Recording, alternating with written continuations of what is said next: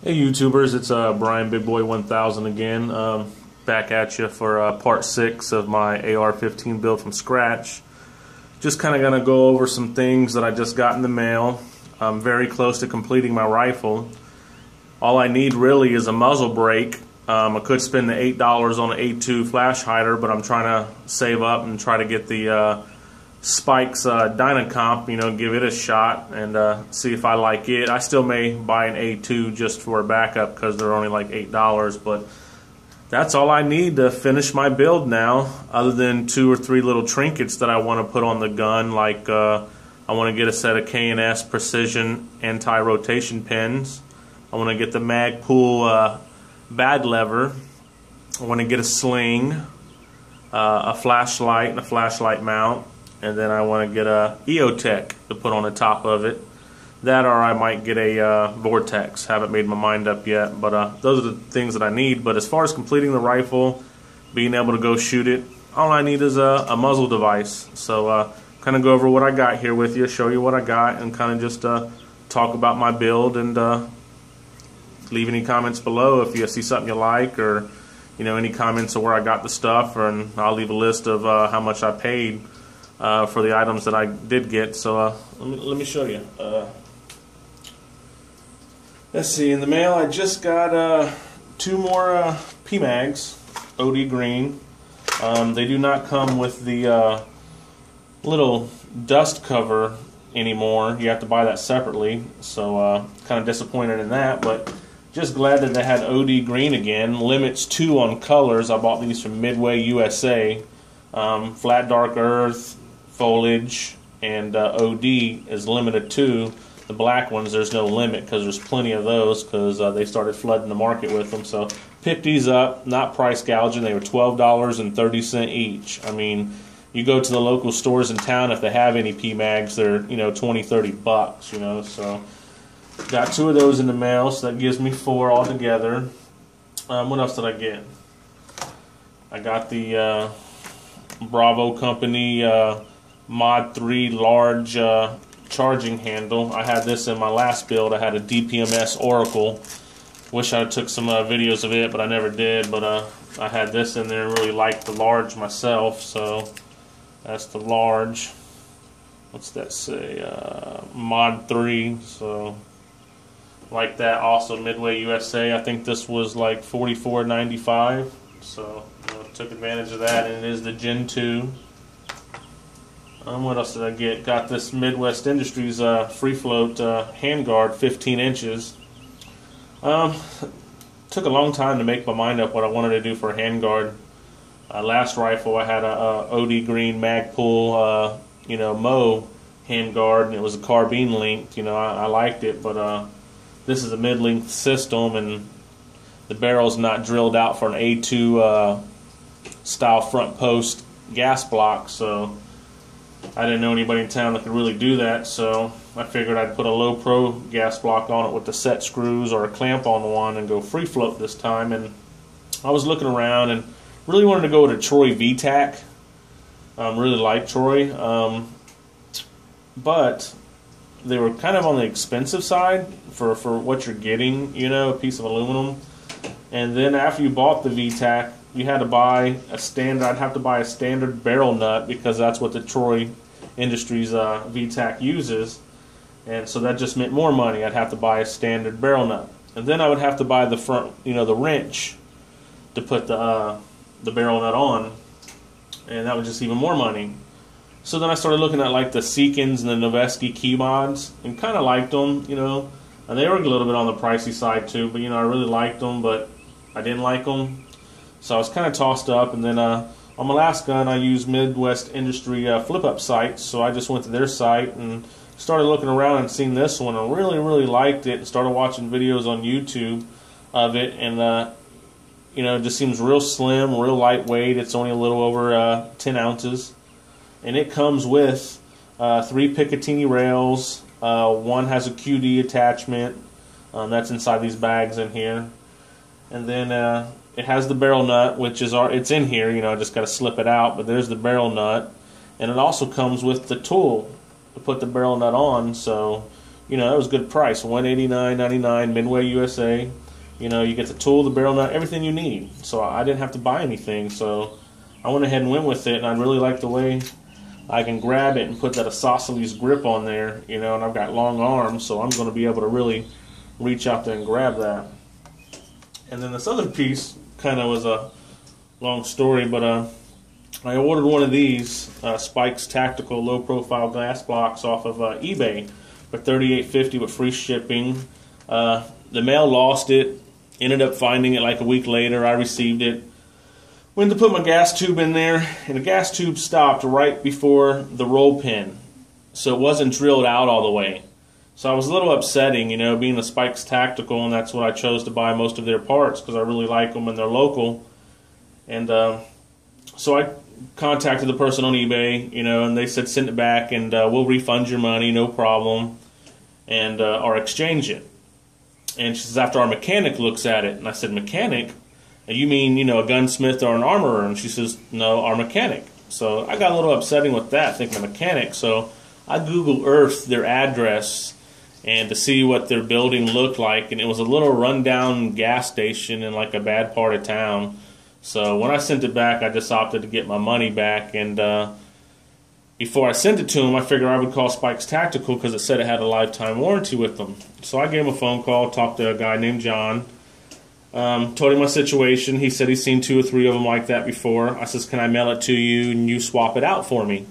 And he says, you know, I'll do you one better. He says, just take some photos of it, email it to me.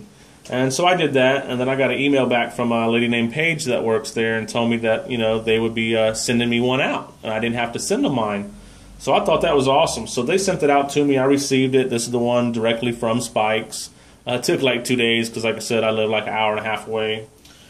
Got it, very pleased, put the gas tube in it. It fits perfect. Slid it on the barrel. It's a very tight fit, so I'm very happy with it. But not only did I get that from Spikes Tactical without having to send the defective gas block in, I sent that gas block back to the person on eBay and got a full refund. So in all, I ended up getting a free Spikes Tactical low profile gas block. And see, guys, that's why I choose Spikes. Very good company, very easy to deal with, and you know, hey, I'm supporting someone local. So that's what I got, folks. I got 2 more pmags. I got my hand guard, got my charging handle, and I got my gas block. And oh yeah, and I also got an email from Midway USA. That's why I bought this. Is oh, excuse me, bumping into stuff. Reason why I got that this hand guard right now, because I really didn't have the money for it, was if you see one of my previous videos, I had a DPMS upper receiver, and I sent it back because when I got it and put it on the gun, it was very loose, and I didn't like the way it fit. So I sent it back to Midway USA. Well, the post office sent it to an entirely different state in Virginia. Package was lost, no insurance on it. Well, $50 worth of insurance, but it cost me $125. And it was such a hassle trying to fill out all the paperwork, I just said forget it for $50. Well, lo and behold, a month later, I get an email from Midway USA saying they received my upper receiver after a month, and said they gave me Midway money. They didn't give me a cash refund, which was fine because there were still parts I needed that they had too. So that gave me my money back. So I had $119.99 in credit and was just so happy that, you know, I didn't end up losing my money. So I took that $119.99 and added, you know, like another $150 with it and picked up what, you know, I just showed you. But once again, like I kind of do when I get towards the end of my videos, I'll give you a rundown on what I got. There'll be a price list below. Also, and leave a comment. I had a question to any of you guys that are familiar with this. On the low profile gas block, it's got the set screws, right? I've got a barrel. It's an FN Spikes Tactical Chrome Hammer Forged barrel. And it's a virgin barrel. It has no dimples, no anything in it. And my question is, you know, is it really worth it to dimple the barrel for the set screws to sit in so the gas block don't rotate left and right? I mean, because it is a very tight fit. The set screws are going to be very tight. And this is going to be underneath a free float hand guard, so there's going to be nothing bumping into it or trying to move it other than the vibration of the gun. And I can always put some Permatex sleeve retainer, you know, inside the gas block a little bit when I put it on, and then, you know, put some high temperature thread locker on the set screws to keep them from backing out. Because a lot of people say, well, you dimple the barrel to keep the set screws from coming, backing out. Well, that just, in my theory, just can't be true. Because how's a dimple going to stop a set screw from backing out? I think the dimple's to keep it from rotating left or right. And I'm kind of nervous of dimpling the barrel, because if I don't get it quite lined up where it needs to be and put those dimples in there, every time you go to put this gas block on, it's not going to line up, because it's going to be going into those dimpled holes. So, Spikes recommends that you do this, and I'm thinking about calling them up and seeing about mailing them the barrel and the gas block and see if they'll dimple it for me. If not, I think I'm just going to put it on just like this and torque it down and just see how it does. And if it gives me any problems, then I'll either dimple the barrel or I'll buy me a clamp-on one and try it. And worst case scenario, I guess I have to find a gunsmith or somebody that wants to mess with it. Let it be their problem if they make a mistake, not mine, because it is my first go-round. I know how to put the barrel together, but I'm just nervous about taking a drill to my barrel, which it looks pretty simple, and I did similar things to, dimpling the gas barrel, but I don't know. Leave a comment below. Tell me what you think. Should I just put it on and torque it down and let it go? Or if I shouldn't? But let's see. Here we go. We got, of course, it's my Spikes Tactical lower receiver, little spider. I wanted to buy a new rifle because I had sold my rifle because I wanted a set of aftermarket wheels for my new Challenger I bought, and didn't really have the cash, and there was no ammo to be had, and I was kind of getting upset with that fact. So I sold my rifle and really missed it and wanted one, but this time I figured I'd build one from scratch, and I wouldn't have to buy a store-bought rifle and strip it all apart and then spend X amount of dollars on putting what I want on it. I would just build it from scratch and put what I want the first time, and then there's no, paying twice. So this is 90% complete, like a Spikes Tactical lower. It's the Spikes receiver, it's the Spikes buffer tube assembly with the ST-T2 buffer. It does have the Magpul furniture, and it does have the Noveski QDN plate on it. The lower parts kit is a CMMG lower parts kit, as you can probably see the box back here, and it does have a WMD nickel boron hammer that came with my bolt carrier group, so I installed that instead of the regular CMMG.